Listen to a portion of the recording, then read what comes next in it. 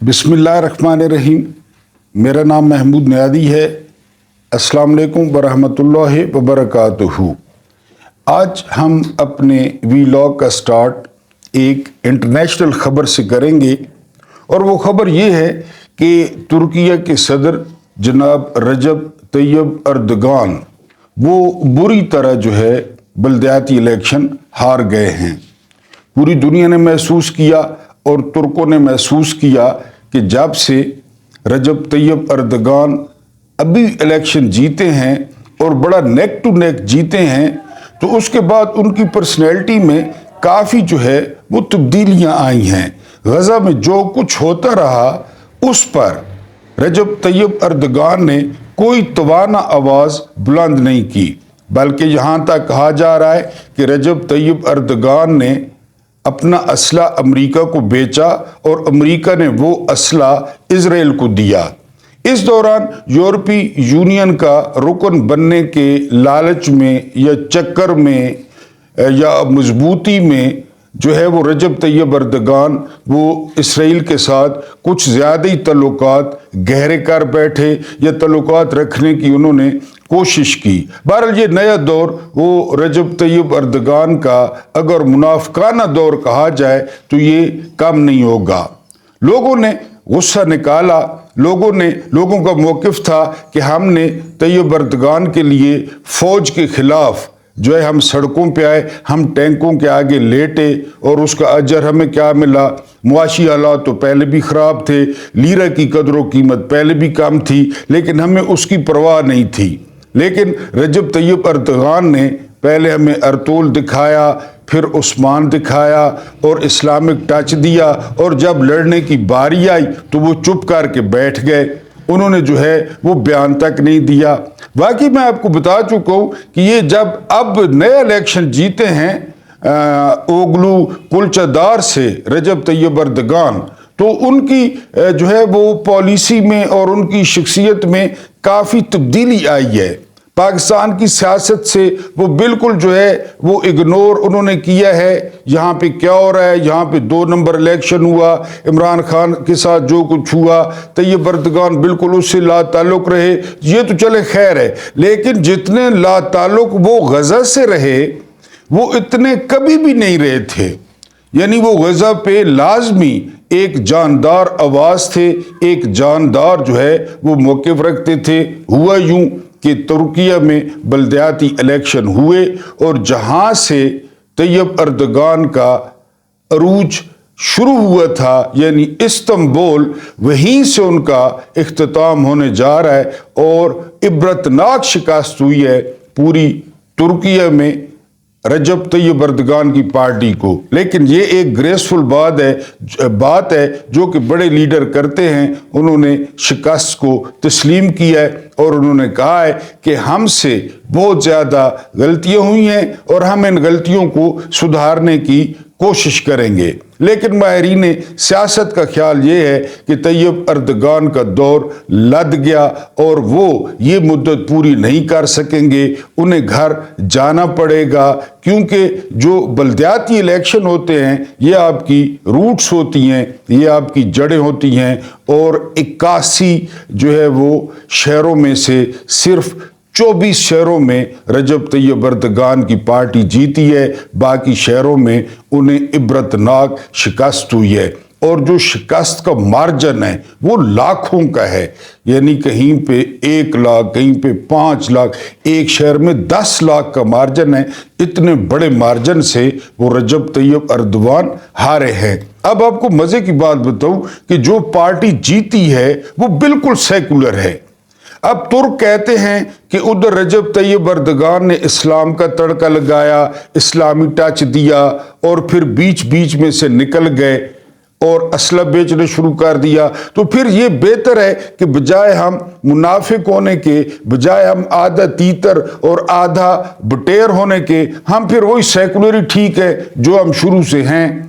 लिहाजा उन्होंने एक मुकम्मल तौर पे सेकुलर पार्टी को जो है वो वोट दिया, जो कि इस्लामी ब्लॉक के लिए या इस्लामी मुल्कों के लिए वो बहुत ही तशवीशनाक خبر ہے کوئی اچھی خبر نہیں ہے، کیونکہ ترکیہ سے بہت زیادہ لوگوں نے امیدیں باندھ رکھی تھیں، یا پھر لوگوں کی غلط فہمی تھی ارطغرل کو دیکھ کر یا عثمان کو دیکھ کر یا صلاح الدین کو دیکھ کر لوگ غلط فہمی کا شکار ہو گئے تھے کہ یہاں پہ خلافت عثمانیہ آنے والی ہے یا واٹس ایور، یا جو طیب اردوان نے اپنا امیج بنایا تھا یا وہ جو ہے فالس تھا، وہ جھوٹا تھا، کیونکہ لوگوں نے یہ موقف دیا کہ ہم معاشی بدحالی برداشت کر رہے تھے، ہم مہنگائی برداشت کر رہے تھے، لیکن جو کچھ غزہ میں ہوا، جو مناظر ہم نے غزہ کے دیکھے اور جو تعلقات ہم نے رجب طیب اردگان کے اسرائیل کے ساتھ دیکھے،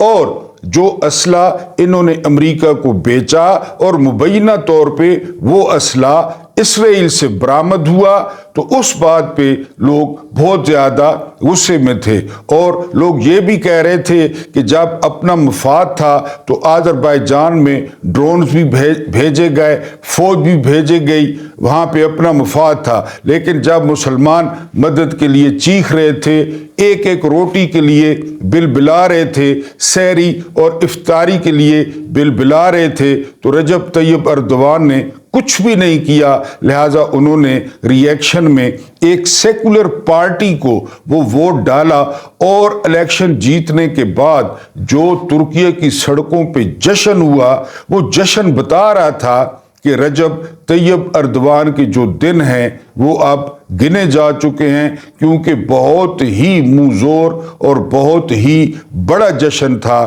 جنہوں نے ترکیہ کے پرچم اٹھائے ہوئے تھے۔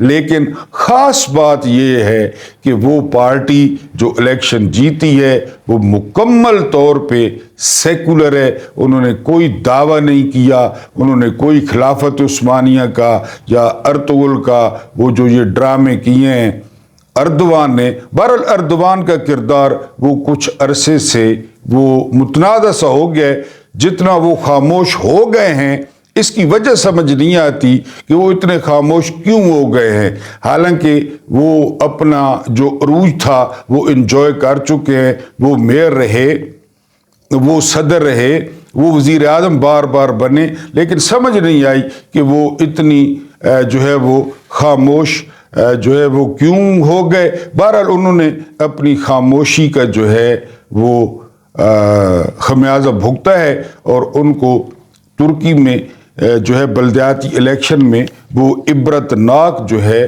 وہ شکست ہوئی ہے۔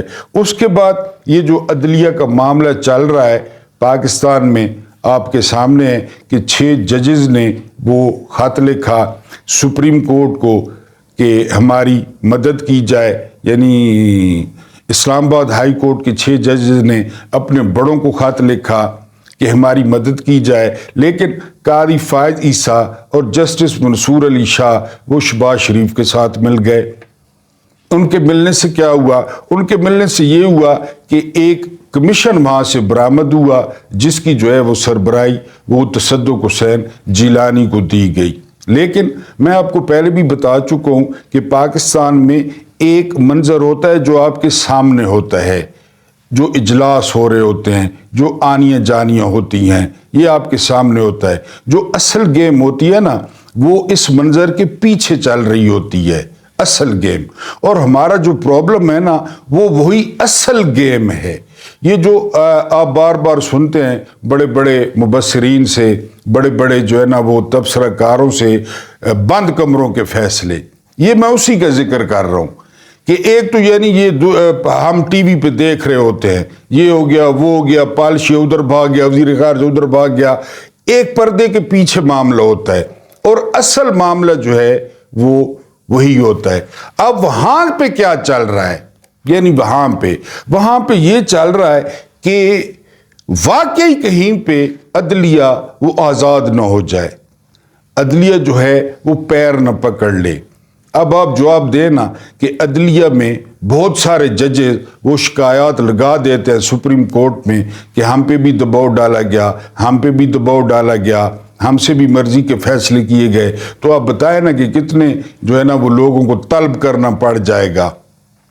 आप खुद अंदाजा करें, क्योंकि यहाँ पे कोई ये 6 जजेस थोड़े ही हैं जिन पे जो है ना वो दबाव डाला गया है। यहाँ तो जो है वो पीडीएम के दौर से, पीडीएम का दौर हो गया, काकड़ का दौर हो गया, 9 मई हो गया, उसके बाद तो गदर मचा हुआ है। उसके बाद ये यानी इन्होंने पर्चे काटे हैं कि जी महमूद न्याजी मेरा नाम, और फिर उसके बाद इन्होंने, मैं मिसाल दे रहा हूँ, खुदा न खास्ता मुझ पे पर्चा नहीं कटा, मैं मिसाल दे रहा हूँ, मसलन मेरा नाम 4-5 और बंदों के जो है ना नाम उसमें शामिल करके, और साथ क्या वारदात डाली है, 400 नामालूम अफराद, 400। बात को समझने की कोशिश करें। फिर उन्होंने क्या किया, जिस पे इनका दिल आया, जिस पे उन्होंने वो नामालूम अफराद की लिस्ट में उसको डाल के उसको घर से उठा लिया। मैंने आपको बताया कि इस रजीम में पंजाब पुलिस ने यानी बाज तजिया निगारों के नज़दीक अरबों रुपए जो है ना बटोरे हैं, अरबों रुपए। पंजाब पुलिस ने शरीफ लोगों को और ख़ासकर खाते पीते लोगों को धमकियां देकर ब्लैकमेल करके अरबों रुपए बटोरे हैं पंजाब पुलिस ने, यकीन करें। तो यानी इन्होंने इसलिए ये टूल रखा, ये इन्होंने, और अब इनको डर ये है, कल भी मैंने जिक्र किया था कि कहते हैं जी कि पाकिस्तानी अदलिया वो 137वें नंबर पे है। मैंने कल वाले वीलॉग में भी सवाल किया था कि मुझे कोई इसका ये जवाब दे दे कि अदलिया को 137वें नंबर पे या 134वें नंबर पे पहुंचाया किसने है। यानी जजों को कुछ चाहिए, मैं नहीं कह रहा कि जी 100% इसी तरह है, यानी कुछ जज वो पदैशी बेगैरत, पदैशी हड हराम, पदैशी हराम खोर और वालदैन के गंदे खून की वजह से कुछ जज होंगे, ये मैं नहीं कहता, लेकिन आप 100% जजों के बारे में नहीं कह सकते कि 100% जजेस जो है वो रिश्वत लेते होंगे, वो फोन सुनते होंगे, वो जो है ना वो सिफारिश मानते होंगे, लेकिन उनको मजबूर कर दिया गया है।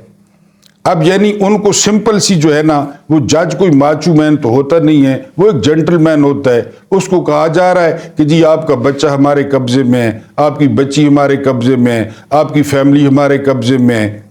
और ये कई दफ़ा जो है ये वाक़यात रिपोर्ट हुए हैं कि जी इस तरह वो, यानी वो जो मोहम्मद बशीर थे जो जेल में इमरान खान को तोशा खाना में सज़ा सुना रहे थे और रात को 10-10 बजे तक वो जो है समात कर रहे थे, वो 4 दफ़ा जो है गिरे हैं, 4 दफ़ा। आप खुद अंदाज़ा करें, दबाव का अंदाज़ा आप खुद करें, यानी समात करते हुए वो बंदा 4 दफ़ा हस्पताल मुंतकिल हुआ है, क्योंकि वो कुछ नहीं चाह रहा था, जो कुछ उसके सामने लिखा पड़ा था कि ये करो।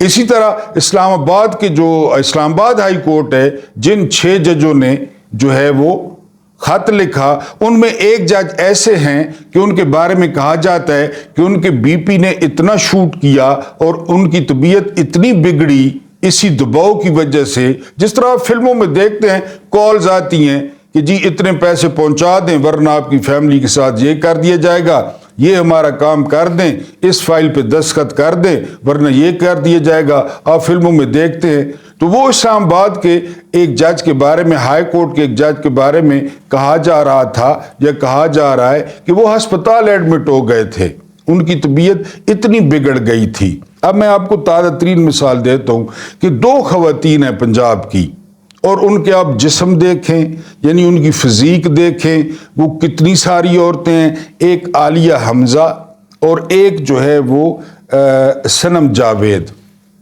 इन दोनों को यहाँ से ज़मानत हुई कि जो लाहौर में बकौल इनके कि आधा लाहौर उन्होंने जला दिया, यहाँ से ज़मानत हुई, उनको गिरफ्तार कर लिया गया कि वो मियाँ वाली दहशत गर्दी में मतलूब हैं, और मियाँ वाली से भी फिर 150 किलोमीटर तकरीबन आगे कमर मशानी के एक थाने को जलाने में मतलूब हैं, उनको गिरफ्तार कर लिया गया। शाबाश है उस जज पे जिसने यहाँ से राहदारी हवाले किया मियाँ वाली पुलिस के, और उससे भी ज्यादा शाबाश है सरगोदा के उस इंसदाद दहशत गर्दी की अदालत के जज पे जिसने आज आलिया हमजा اور سنم جاوید کا جو ہے وہ 15 روزہ جسمانی ریمانڈ دے دیا ہے۔ اب یہ ہو رہا ہے، یعنی یہ جو محترمہ ہیں میڈم میک اپ بانو، یعنی اس سے یہ 2 خواتین جو ہے وہ برداشت نہیں ہو رہی، اور اس نے سنم جاوید کے، یعنی میں نے کل آپ کو بتایا تھا نا کہ دنیا میں اگر کوئی انتقام لینے والی پارٹی ہے، دنیا میں اگر کوئی انتقام لینے والے لوگ ہیں تو وہ نون لیگ اور اس کے سپورٹرز ہیں۔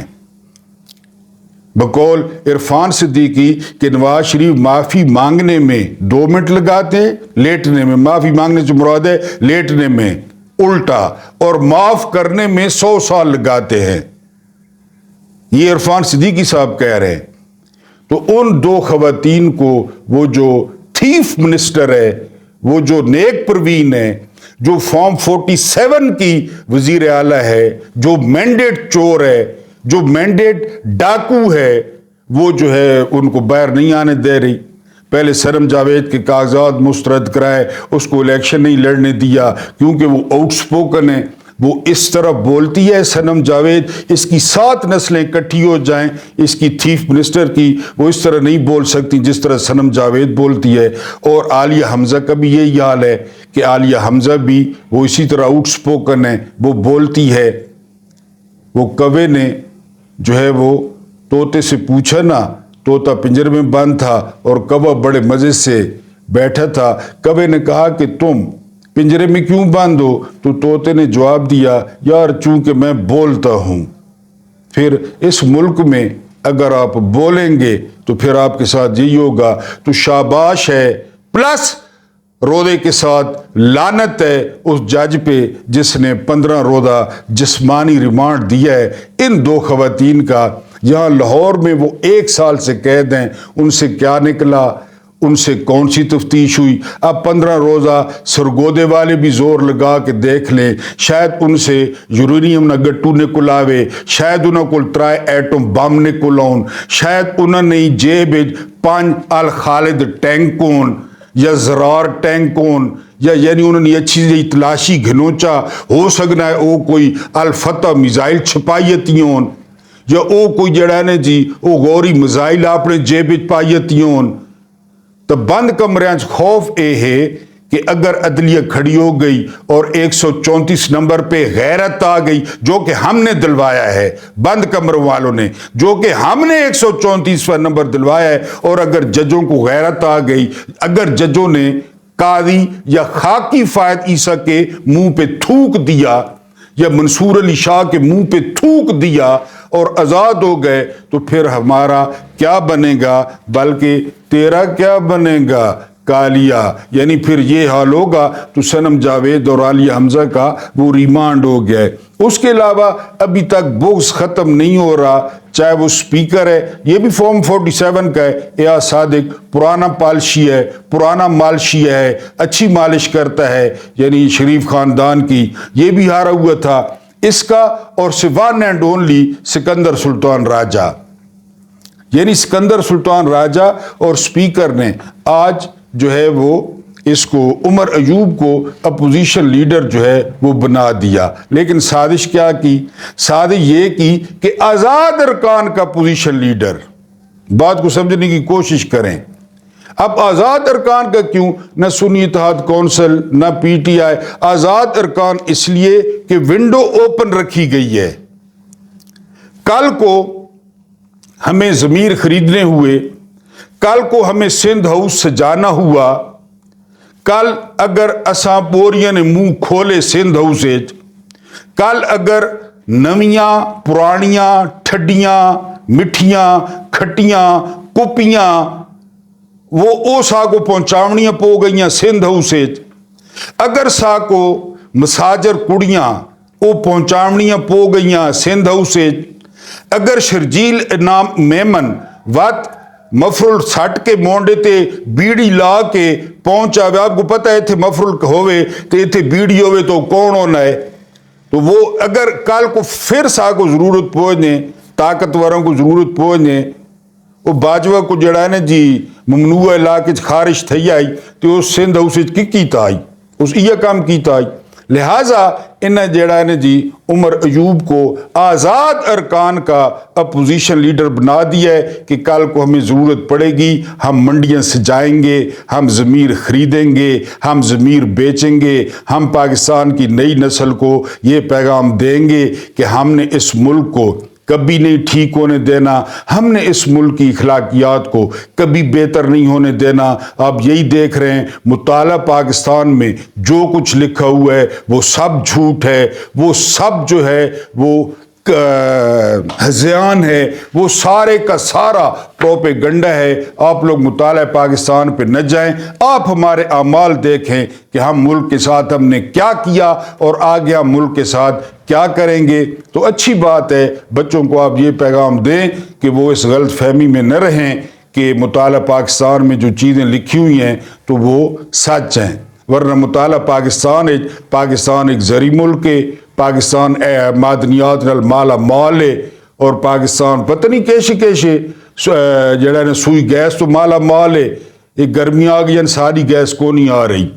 یہ مطالعہ پاکستان جڑا ہے نا جی، تو یہ لوگ ثابت کرنے پر تلے ہوئے ہیں نئی نسل پہ کہ جی یہاں کی کوئی اخلاقیات نہیں ہے، ہم بازار لگائیں گے، ہم چکلے لگائیں گے جب ہماری مرضی پڑے گی۔ اور اس لیے انہوں نے عمر ایوب کو آزاد ڈکلیئر کر دیا ہے، وہ آزاد ارکان کے اپوزیشن لیڈر ہیں۔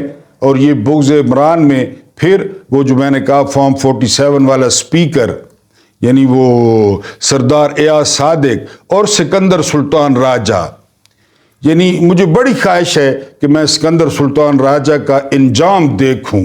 یعنی سکندر سلطان راجہ کا انجام کیا ہوتا ہے کہ ایک خاندان کی محبت میں، ایک خاندان کی چاکری میں، ایک خاندان کے بوٹ پالش کرنے میں اب یہ پیسے اور تنخواہیں لے رہا ہے پاکستانی قوم کی، اس کے منہ میں جو ٹکڑے جا رہے ہیں وہ پاکستانی قوم کے ہیں، اس کے بچے جس پہ پل رہے ہیں وہ پاکستانی قوم کا ٹیکس ہے، اور چاکری یہ کر رہا ہے شریف خاندان کی۔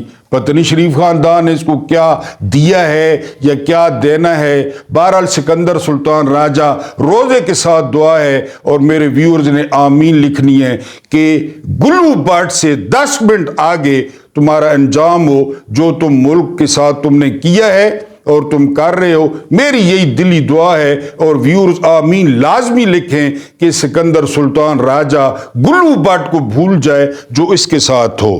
آج آپ کو ایک انتہائی حیران کن، کیونکہ ہمارا جو چینل ہے تو وہ صرف اس میں ترقی ہوئی خبریں نہیں ہوتی، خبریں تو آپ سنتے رہتے ہیں، اس میں کچھ آپ کو دینے کی بھی کوشش کرتا ہوں۔ وہ کوئی نہ کوئی جو ہے وہ ٹاپک ہسٹری کا بھی ہو سکتا ہے، کوئی ویسے معاشرتی بھی ہو سکتا ہے۔ تو آج ایک دنیا کا حیران کن اور دلچسپ ملک آپ کے ساتھ ڈسکس کرنا تھا کہ اس روئے زمین پر خدا کی جو زمین ہے، خدا کی جو دھرتی ہے، وہ کیسے کیسے ملکوں سے، کیسی کیسی تہذیبوں سے بھری ہوئی ہے۔ آج میں آپ کو بتاتا ہوں ایک انتہائی حیران کن اور دلچسپ ملک۔ اب یہ ملک جو ہے آپ نے گیس کرنا ہے، اس سے پہلے کہ میں نام بتاؤں، یہ ملک 70% یہ ایشیا میں ہے اور 30% یہ ملک یورپ میں ہے۔ اس کے بعد اگلی کیا دلچسپ بات ہے کہ واحد ملک ہے جس کے جو ہے وہ 14 ممالک کے ساتھ بارڈر لگتا ہے، سرحد لگتی ہے، اور اس میں مشہور و معروف جو ہے وہ چین بھی ہے۔ اس کے علاوہ مشہور و معروف شمالی کوریا بھی ہے۔ 14 ممالک کے ساتھ اس کی سرحدیں لگتی ہیں۔ اس کے بعد اس کا آخری سرا امریکہ کی ایک ریاست ہے الاسکا، وہ امریکہ سے بہت دور ہے۔ یہ ملک وہاں تک پھیلا ہوا ہے، اور وہاں سے اس ملک کا امریکہ تک 5 جو ہے کلومیٹر کا صرف فاصلہ رہ جاتا ہے۔ امریکہ کی ریاست ہے الاسکا، یہ ملک وہاں تک پھیلا ہوا ہے، اور اس ملک اور الاسکا میں 5 کلومیٹر کا فرق رہ جاتا ہے۔ اس کے بعد 1 کروڑ اور 71 لاکھ مربع کلومیٹر رقبہ، یہ دنیا میں سب سے زیادہ اور سب سے بڑا رقبہ ہے، 1 کروڑ اور 71 لاکھ۔ اب پاکستان دیکھیں نا، ماشاءاللہ پاکستان کتنا بڑا ہے ٹوٹنے کے بعد بھی، لیکن رقبہ کتنا ہے پتہ ہے آپ کو؟ 7,96,096 مربع کلومیٹر۔ यानी कराची जाते जाते 2 दिन लगते हैं, इतना बड़ा मुल्क है। और ये कितना है जी, 1,71,00,000 मुरब्बा किलोमीटर। उसके बाद जो है इसके लोग इंतहाई खूबसूरत हैं और उनके कद इंतहाई लंबे हैं। इस मुल्क में मोटापे की जो रेशो है वो न होने के बराबर है। लोग बहुत ज़्यादा जो है वो स्मार्ट हैं। अगली जो है वो क्या कि ये इंतहाई आहिस्ता आहिस्ता बोलते हैं और यहाँ पे मुस्कुराने का वो रिवाज नहीं है, न स्कूलों में तरबियत दी जाती है कि आप लोग जो है वो मुस्कुराएं। उसके बाद इस मुल्क के बारे में दिलचस्प बात आपको बताऊं कि जो इसकी इमारतें हैं वो देखने वाली होती हैं और इस मुल्क में, पूरे मुल्क में दरवाजे जो है वो अंदर की तरफ खुलते हैं। उसकी वजह यह है क्योंकि जब ये सुबह उठते हैं तो दरवाज़ों के बाहर 2 मीटर तक वो बर्फ़ पड़ी होती है, लिहाजा पूरे मुल्क में जो दरवाजे हैं वो अंदर को खुलते हैं। अगली दिलचस्प बात क्या है? अगली दिलचस्प बात ये है कि मुल्क के अंदर, यानी हमारे यहाँ से मेरा ख्याल है सऊदीया का 4 घंटे की फ़्लाइट है, जिनको पता हो या न पता हो, या 4.5 घंटे की फ़्लाइट है। इस मुल्क के अंदर यानी जो अंदरूनी परवाज़ें हैं वो 9 घंटे का सफ़र भी बनता है, एक जगह से दूसरी जगह का, एक शहर से दूसरी शहर का 9 घंटे का भी सफ़र बनता है। यानी अंदरूनी फ्लाइट्स की बात कर रहा हूं। जो मुल्क के अंदर जहाज उड़ते हैं वो 9-9 घंटे तक अपने ही मुल्क में उड़ते रहते हैं। उसके बाद इसके बारे में आपको क्या बताना था कि दुनिया का जो जंगलात का सबसे बड़ा ज़ख़ीरा है वो इस मुल्क में है और ये भी कहा जाता है कि पूरी दुनिया को जो है वो ऑक्सीजन ये मुल्क फराहम करता है। और दूसरा, इसके 25% रकबे पर आप अंदाजा करें ना, मैंने आपको बताया था कि 1,71,00,000 मुरब्बा किलोमीटर इसका रकबा है और इसके 25% जो है वो रकबे पर जंगलात हैं। उसके बाद इसके बारे में आपको मैंने क्या बताया, वो ये कि दुनिया में सबसे ज्यादा 36 दरिया इसमें बहते हैं, 36 रिवर्स। यानी हम कहते हैं ना बड़े फख्र से पंजाब 5 दरियाओं की सरजमीन, उसमें से भी जो है ना मेरा ख्याल है 3 तो नशई हो गए हैं, 5 में से वो पाउडर पीते हैं, वो तो पड़े हैं, उनको देखें तो रावी वगैरह को। 5 यहाँ पे कितने हैं जी, 36 जो है वो यहाँ पे दरिया हैं। और इसके अलावा पूरी दुनिया का 34% जो मीठा पानी है वो इस मुल्क में है। मीठा पानी मीन जो पीने के काबिल होता है, जो साफ होता है, जो आपके घर से जो है ना नलके का या बोरिंग का, उसको मीठा पानी आम अल्फाज में कहते हैं। 34% वो इस मुल्क में है टोटल। उसके बाद क्या बताना था आपको, इस मुल्क में औरतें ज्यादा हैं और मर्द कम हैं। उसकी ये खास वजह यह है कि ये मुल्क, इसने इतनी ज्यादा और इतनी खौफनाक जंगें लड़ी हैं जिसमें इसका जो मर्दाना नुकसान था वो बहुत ज्यादा हुआ है। आपको इस मुल्क में हर तरफ, हर दफ्तर में, हर एयरपोर्ट पे औरतें नजर आएंगी, मर्द बहुत कम नजर आएंगे। और जो मर्द हैं वो इसलिए इंतहाई सुस्त और काहिल है। उसके बाद अगली बात आपको क्या बतानी थी कि दुनिया में ये जो पोर्नोग्राफी है, दुनिया में ये जो ब्लू फिल्म्स हैं, ये 70% जहां पे बनती हैं, 70%। इससे पहले मैंने आपको क्या फैक्ट बताया, मैंने आपको बताया कि यहां पे मर्द कम और औरतें ज्यादा हैं। आपको किसी भी कहवा खाने में इस मुल्क की जो है वो जिस्म फरोश औरतें मिलेंगी और भरे हुए हैं।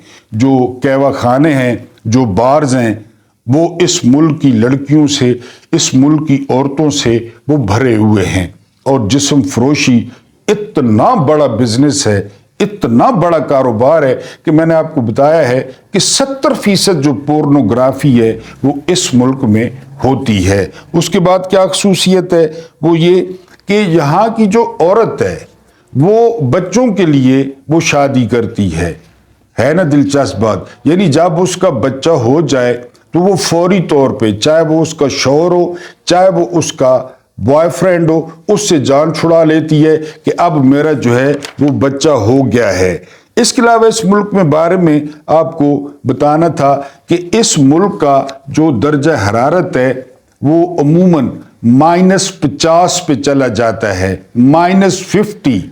यानी आप देखते हैं ना, यहाँ हमारा जनवरी में या दिसंबर में जब 0 होता है, माइनस तो दूर की बात है, तो कड़ाके निकल जाते हैं। यहाँ पे -50 जो है वो दर्जा हरारत होता है। इसके अलावा जो है, जो शादीशुदा जोड़े, शादियों का रिवाज बहुत कम है, और शादीशुदा जोड़े जब शादी करते हैं तो वो पीटर्सबर्ग एक शहर है, वहाँ का जो है चक्कर लगाते हैं और ग्रेट पीटर के जो है वो मुजस्मे के सामने सिक्के डालते हैं। इन सिक्के डालने का मतलब आइंदा ज़िंदगी में खुशहाली होता है। इस मुल्क की एक ये खसूसियत है। उसके बाद अगर इनको आप करेंसी नोट हाथ में दें, चाहे वो तनख्वाह है, चाहे वो होटल का बिल है, चाहे वो टिप है, तो ये बहुत ज़्यादा महसूस करते हैं, इस बात का बहुत बुरा मनाते हैं। लिहाजा यहाँ पे करेंसी नोट इस तरह दिए जाते हैं कि मैंने अगर आपको नोट देने हैं तो मैं उनको टेबल पे रखूंगा और आप या वो जो अगला बंदा है वो टेबल से करेंसी नोट्स उठाएगा। उसके बाद क्या है जी, अगर इन्होंने घर लेना हो, इस मुल्क के बाशिंदों ने घर लेना हो, तो एक घर मसलन उनको पसंद आ गया है कि अब उन्होंने ये घर लेना है या ये घर खरीदना है, तो सबसे पहला काम वो ये करते हैं कि वहाँ पर बिल्ली लेकर जाते हैं। अगर बिल्ली अंदर चली जाए और वापस ना आए मीन के वहाँ पे कोई अच्छी जगह उसे पसंद आ जाए बैठने के लिए, तो वो फौरन वो घर खरीद लेते हैं। अगर बिल्ली फौरी तौर पे बाहर आ जाए तो वो घर नहीं खरीदते। उसके बाद आपको दिलचस्प बात बतानी थी, वो ये कि फैमिली सिस्टम जो है वो मुकम्मल तौर पे डिस्ट्रॉय है। या फैमिली सिस्टम ये जो आप अल्हम्दुलिल्लाह अपने यहाँ देखते हैं वहाँ पे नहीं है। यानी वहाँ पे अगर किसी फैमिली के मियाँ बीवी के 3 बच्चे हों तो उनको टाइटल मिलता है वीआईपी फैमिली का, उनको टाइटल मिलता है बिग फैमिली का। ये बड़े वीआईपी हैं, ये बहुत बड़ी फैमिली है, और हुकूमत उनको $10,000 जो है वो देती है। आप अंदाजा करें $10,000। इसके अलावा कहीं पे भी जो पार्किंग है उनकी पार्किंग का टिकट फ्री होता है। कोई भी जो थिएटर है या सिनेमा है उसके टिकट उनके लिए फ्री होते हैं, क्योंकि उनको कहा जाता है कि ये वीआईपी फैमिली है। यानी वो तरस गए हैं फैमिली सिस्टम के लिए, लेकिन वो मुकम्मल तौर पे जो है वो डिस्ट्रॉय हो चुका है। उसके बाद जी इसके 1 करोड़ लोग, यानी रोज मैं कह रहा हूं 1 करोड़ लोग जो है वो रेल में सफर करते हैं, और इसका जो रेलवे निज़ाम है ज़मीन दोज़ वो बहुत गहरा है। यानी आप अंदाज़ा करें कि इसका जो रेलवे का निज़ाम है वो ज़मीन से 81 जो है वो मीटर वो नीचे है। आप यहाँ से अंदाज़ा करें, लेकिन आपने मुझे माफ़ कर देना है कि ये 81 फुट हो या 81 जो है ना वो मीटर हो, ये आपने जो है ना मुझे माफ़ कर देना है। मैं इंशाल्लाह दुरुस्ती इन दोनों में से है, या 81 मीटर है या 81 फुट है जो ज़मीन से नीचे है। मैं अगले व्लॉग में इंशाल्लाह इसकी तस्हीह कर दूंगा। लेकिन लोग रोज 1 करोड़ उस रेलवे से, उन मेट्रो से सफर करते हैं, और दुनिया में जो सबसे खूबसूरत ये निज़ाम है वो माना जाता है इस मुल्क का। उसके बाद जी यहाँ पे सुर्ख रंग वो ताकत की और खूबसूरती की अलामत समझा जाता है। यानी ये कोशिश करते हैं कि अगर इनका बस चले तो ये हर चीज़ को सुर्ख कर दें, क्योंकि वो कहते हैं कि सुर्ख ताकत की और खूबसूरती की अलामत है। उसके बाद यहाँ पे रात को 90% जिन लोगों ने बाहर सुबह काम पे जाना होता है तो 90% उनकी गाड़ियाँ और उनके ट्रक स्टार्ट रहते हैं। अगर उनकी गाड़ियाँ और उनके ट्रक स्टार्ट न ले तो रात को जो बर्फ़ पड़ेगी वो बर्फ़ उनका बेड़ा गर्क कर देगी और वो सुबह काम पे नहीं जा सकेंगे। इसके अलावा इस मुल्क में پیازی جو ہے وہ بلڈنگیں بنتی ہے. یعنی جس طرح ہمارے ہاں آپ دیکھتے ہیں اسلامی ممالک میں وہ جو گنبد کا ایک کانسیپٹ ہے گنبد، تو اس طرح ان کا پیاز کا کانسیپٹ ہے کہ آپ ان کو یوٹیوب کریں. ابھی میں آپ کو نام بتاؤں گا، آپ نے یوٹیوب کر لینا ہے تو آپ کو وہ پیازی بلڈنگیں نظر آئیں گی. یعنی اس طرح لگے گا کہ ہر بلڈنگ کی چھت پہ پیاز پڑا ہے، اور پوری دنیا سے لوگ ان کو دیکھنے آتے ہیں، پوری دنیا سے لوگ ان کو انجوائے کرنے آتے ہیں، اور یہ اس سے اپنی ٹورزم سے اربوں ڈالر کماتا ہے. اس کے بعد کیا ہے جی؟ اس کے بعد یہ کہ اس کے بارے میں ایڈولف ہٹلر نے کہا تھا کہ جس نے اس کو فتح کر لیا وہ پوری دنیا کو فتح کر لے گا اور کر سکتا ہے. یہ کہا تھا ایڈولف ہٹلر نے، کیونکہ آج تک اس کو کوئی فتح نہیں کر سکا، آج تک یہ کسی کا غلام نہیں رہا. جی میں بات کر رہا تھا ون اینڈ اونلی رشیا، روس جسے آپ کہتے ہیں، جس کا سب سے بڑا شہر ماسکو ہے، جس کا دارالحکومت ماسکو ہے، اور جس کے بارے میں ہٹلر نے جو ہٹلر کی لائن تھی وہ یہ تھی کہ جس دن ماسکو کو فتح کر لیا تو وہ پوری دنیا کو فتح کر لے گا. کیونکہ ایڈولف ہٹلر نے غلطی کی تھی جب ایڈولف ہٹلر نے اسٹالن گراڈ پہ جو ہے وہ حملہ کیا تھا کہ اگر ہم اسٹالن گراڈ کو فتح کر لیں گے تو ہم رشیا کو فتح کر لیں گے. دوسری جنگ عظیم کی سب سے خونی اور سب سے لمبی جو لڑائی تھی وہ اسٹالن گراڈ پہ ہوئی. 6 ماہ یہ لڑائی جاری رہی، جہاں پہ رشینز نے وہ جرمنز کو بری طرح دھویا، ہرایا. نہ صرف وہ اسٹالن گراڈ ہار گئے بلکہ وہ دوسری جنگ عظیم ہار گئے، بلکہ وہ ایڈولف ہٹلر کی ساری عظمت اور سارا تنتلا وہ ہار گئے. اور اس طرح دوسری جنگ عظیم میں جرمنی کا اور ہٹلر کا خاتمہ ہوا. کیونکہ میں نے آپ کو بتایا کہ یہ ملک آج تک فتح نہیں ہوا، یہ ملک آج تک کوئی قبضہ نہیں کر سکا، لیکن اس ملک نے خود بڑی جو ہے وہ خون آشام جنگیں لڑی ہیں. اس کی وار مشین بہت بڑی ہے. اس کے جو ہے نا وہ آج کل یوکرین کے ساتھ جنگ چل رہی ہے. ولادیمیر پوٹن اس کے جو ہے نا صدر ہیں، ابھی پھر جو ہے وہ منتخب ہوئے ہیں، بڑی مضبوط شخصیت کے مالک ہیں. آپ نے دیکھا ہوگا یا آپ نے شاید ہی کبھی دیکھو کہ پوٹن مسکرائیں، کیونکہ میں پہلے بتا چکا ہوں کہ یہ بہت کم مسکراتے ہیں. امید ہے کہ آپ کو یہ ویڈیو اور یہ سسپینس اچھا لگا ہوگا. اگر اچھا لگو تو کمنٹس میں لازمی بتانا ہے، اور کوئی بات مزید آپ نے رشیا کے بارے میں پوچھنی ہو تو آپ نے پوچھنی ہے. ریکویسٹ یہی ہے کہ subscribe, share, like and comments. Allah پاک تو آپ کو آسانیاں عطا فرماوے اور آسانیاں ونڈوڑنی توفیق عطا فرماوے. میرے کو برداشت کرو نا. بہت بہت شکریہ.